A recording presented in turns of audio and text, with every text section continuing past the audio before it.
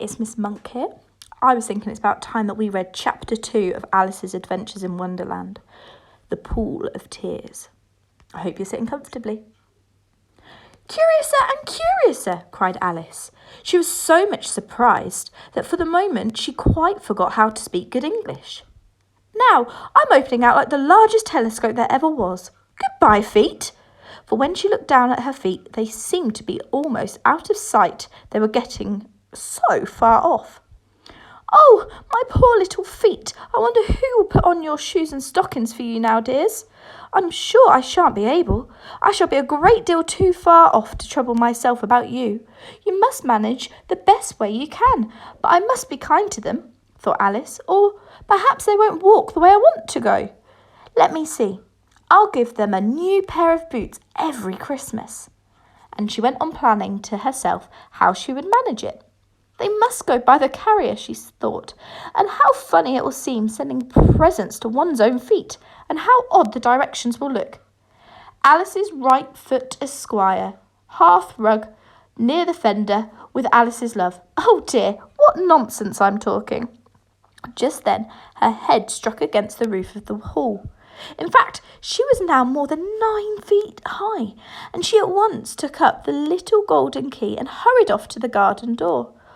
Poor Alice! It was as much as she could do, lying down on one side to look through into the garden with one eye, but to get through was more hopeless than ever. She sat down and began to cry again. You ought to be ashamed of yourself, said Alice, a great girl like you. She might well say this, to go on crying in this way. Stop this moment, I tell you. But she went on all the same, shedding gallons of tears, until there was a large pool all around her, about 4 inches deep and reaching half down the hall. After a time she heard a little pattering of feet in the distance, and she hastily dried her eyes to see what was coming. It was the White Rabbit returning, splendidly dressed with a pair of white kid gloves in one hand and a large fan in the other. He came trotting along in a great hurry, muttering to himself as he came, Oh, the Duchess, the Duchess! Oh, won't she be savage if I've kept her waiting? Alice felt so desperate that she was ready to ask help of anyone. So, when the rabbit came near her, she began in a low, timid voice, If you please, sir. The rabbit started violently, dropped the white kid gloves and the fan, and scurried away into the darkness as hard as he could go. Alice took up the fan and gloves, and, as the hall was very hot, she kept fanning herself all the time. She went on talking. Oh, dear, dear, how queer everything is today. And yesterday things went on just as usual. Oh, I wonder if I've been changed in the night. Let me think. Was I the same when I got up this morning?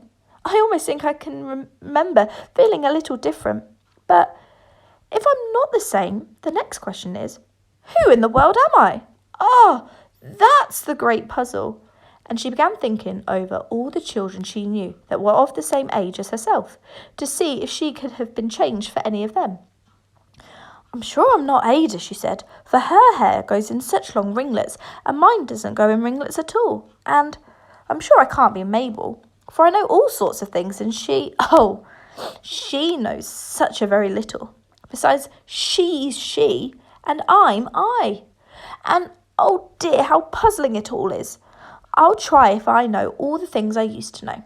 Let me see. 4 times 5 is 12, and 4 times 6 is 13, and 4 times 7 is... Oh dear, I shall never get to 20 at that rate. However, the multiplication table doesn't signify. Let's try geography. London is the capital of Paris, and Paris is the capital of Rome, and Rome... No, that's all wrong. I'm certain I must have been changed for Mabel. I'll try and say, How doth the little... And she crossed her hands on her lap as if she were saying lessons, and began to repeat it. But her voice sounded hoarse and strange, and the words did not come the same as they used to do. How doth the little crocodile improve his shining tail, and pour the waters of the Nile on every golden scale? How cheerfully he seems to grin, how neatly spread his claws, and welcome little fishes in with gently smiling jaws. Oh, I'm sure those are not the right words, said poor Alice, and her eyes filled with tears again as she went on. Oh, I must be Mabel after all, and I shall have to go and live in that poky little house and have next to no toys to play with and, oh, ever so many lessons to learn. No, I've made up my mind about it. If I'm Mabel, I'll stay down here. It'll be no use their putting their heads down and saying, come up again, dear. I shall only look up and say, who am I then? Tell me that first, and then if I like being that person, I'll come up. If not, I'll stay down here till I'm somebody else. But, oh dear, cried Alice with a sudden burst of tears. I do wish they would put their heads down. I'm so very tired of being all alone here. As she said this, she looked down at her hands and was surprised to see that she had put on one of the rabbit's little white kid gloves while she was talking. How can I have done that? She thought. I must be grown small again. She got up and went to the table to measure herself by it and found that, as nearly as she could guess, she was now about 2 feet high and was going on shrinking rapidly. She soon found out that the cause of this was the fan she was holding, and she dropped it hastily just in time to avoid shrinking away altogether.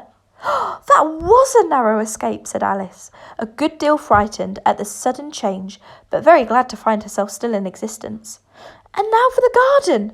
And she ran with all speed back to the little door. But, alas, the little door was shut again, and the little golden key was lying on the glass table as before.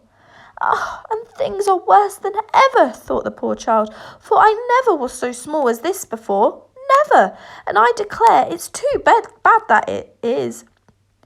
As she said these words, her foot slipped, and in another moment, splash! She was up to her chin in salt water. Her first idea was that she had somehow fallen into the sea, and in that case, I can go back by railway, she said to herself. Alice had been to the seaside once in her life, and had come to the general conclusion that wherever you go to on the English coast, you find a number of bathing machines in the sea, some children digging in the sand with wooden spades, then a row of lodging houses, and behind them a railway station. However, she soon made out that she was in the pool of tears which she'd wept when she was 9 feet high. Oh, I wish I hadn't cried so much, said Alice, as she swam about, trying to find her way out. I shall be punished for it now, I suppose, by being drowned in my own tears. That will be a queer thing, to be sure. However, everything is queer today. Just then she heard something splashing about in the pool a little way off, and she swam nearer to make out what it was. At first, she thought it must be a walrus or a hippopotamus, but then she remembered how small she was now, and she soon made out that it was only a mouse that had slipped in like herself. Would it be of any use now, thought Alice, to speak to this mouse? Everything is so out of the way down here that I should think very likely it can talk. At any rate, there's no harm in trying. So she began, Oh, mouse, do you know the way out of this pool? I'm very tired of swimming about here, old mouse. Alice thought this must be the right way of speaking to a mouse. She'd never done such a thing before, but she remembered having seen in her brother's Latin grammar, a mouse, of a mouse, to a mouse, oh mouse. The mouse looked at her rather inquisitively, and seemed to her to wink with one of its little eyes, but it said nothing. Perhaps it doesn't understand English, thought Alice. I dare say it's a French mouse come over with William the Conqueror. For, with all her knowledge of history, Alice had no very clear notion how long ago anything had happened.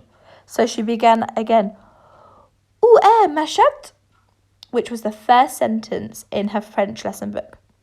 The mouse gave a sudden leap out of the water and seemed to quiver all over with fright.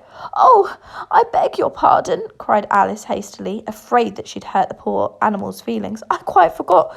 You don't like cats? Not like cats, cried the mouse in a shrill, passionate voice. Would you like cats if you were me? Oh, well, perhaps not, said Alice in a soothing tone. Don't be angry about it. And yet, I wish I could show you our cat, Dinah. I think you'd take a fancy to cats if you could only see her. She is such a dear, quiet thing," Alice went on, half to herself as she swam lazily about in the pool.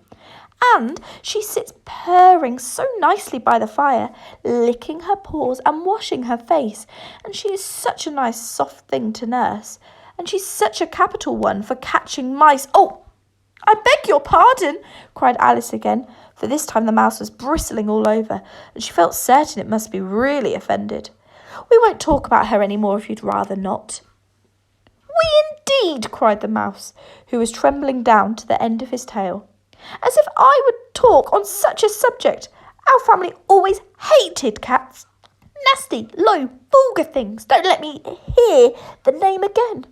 "Oh, I won't indeed," said Alice, in a great hurry to change the subject of conversation.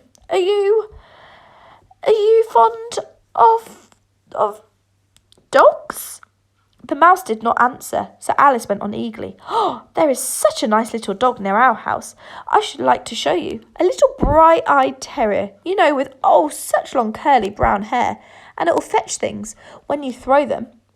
And it will sit up and beg for its dinner and all sorts of things.